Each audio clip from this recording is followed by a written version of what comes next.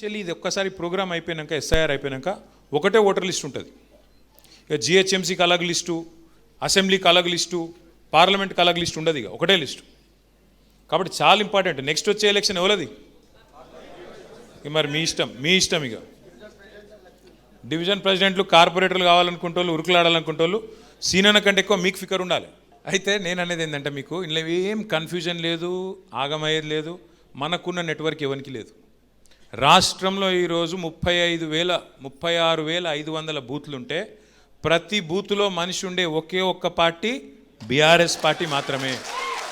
మిగతా వాళ్ళు ఎట్లా అంటే గాలి ఎక్కువ, మాటలు ఎక్కువ, బిల్డప్ ఎక్కువ తప్ప కింద లేరు. మీకు ఒక్కటే చెప్పేది, ఇవాళ హైదరాబాద్లో మనం ఒక్క సీటు కూడా కాంగ్రెస్కి ఇవ్వకుండా అన్నీ మనమే గెలిచినాం. మీ దయ, మీ అదృష్టంతోనే గెలిచినాం.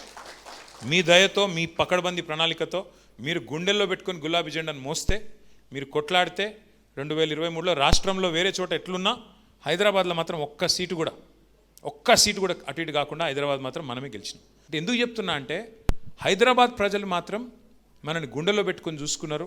ఖచ్చితంగా మళ్ళీ కేసీఆర్ ఉంటేనే మళ్ళీ ప్రభుత్వం మళ్ళీ హైదరాబాద్ ముందుకు పోతుందని ఆలోచన చేసాం. ఎందుకు? మనం పని చేసినాం కాబట్టి. ఎక్కడ కూడా మనం పిచ్చి పనులు చేయలేదు, పని చేసినాం. మనము ఇండ్లు కట్టినాం. ఈయన లెక్క ఇండ్లు గులగొట్టే పని చేయలే. ఈయనేం చేస్తున్నాడు? శనివారం వచ్చిందంటే చాలు హైడ్రా పేరు మీద హైడ్రామా అని ఆడవాడతాడు, ఇల్లు గులగొడతాడు. అరే గరీబోళ్ళు తెలుసో తెలియకుండా కట్టుకున్నారు. కేసీఆర్ గారు రాష్ట్ర వ్యాప్తంగా జీవో నెంబర్ 58 కింద, 59 కింద ఎక్కడన్నా గరీబోళ్ళు గవర్నమెంట్ జాగాలు ఇల్లు కట్టుకుంటే 2,50,000 మందికి పట్టాలు ఇచ్చిన నాయకుడు కేసీఆర్ గారు.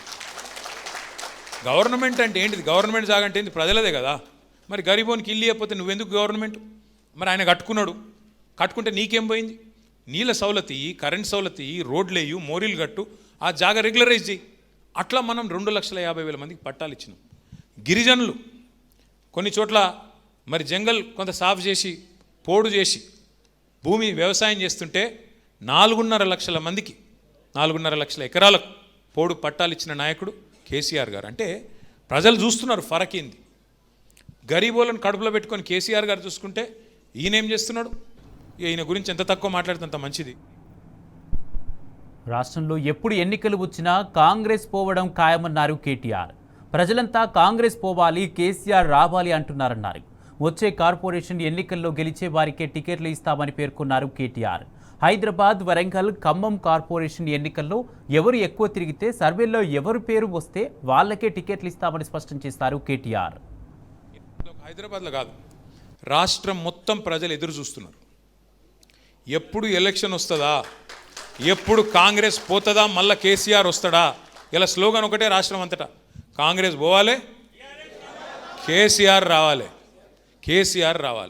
ఇది మొత్తం రాష్ట్రంలో ఏడవై రైతును అడుగు. తప్పు చేసినాం సారు, ఏం చేయాలి, అప్పుడేదో అయ్యింది అట్లా అని బాధపడుతున్నారు.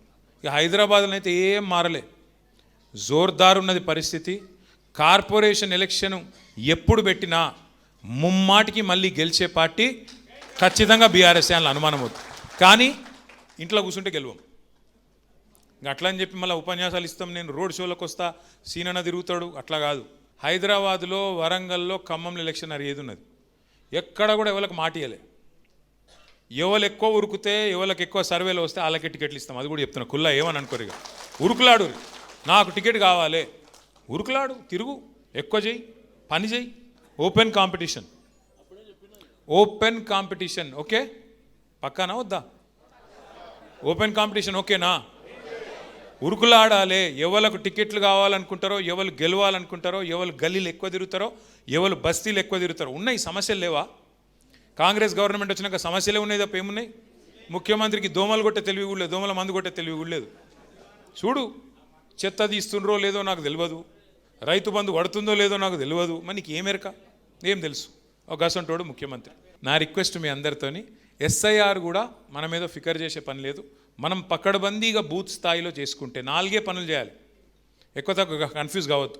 1000 ఓట్లు, 350 ఇండ్లు మీకున్నాయి. ఆ 350 ఇండ్లలో ఎవరు ఉన్నారు ఏం లేదు ఫస్ట్ మ్యాపింగ్ చేసుకోవాలి.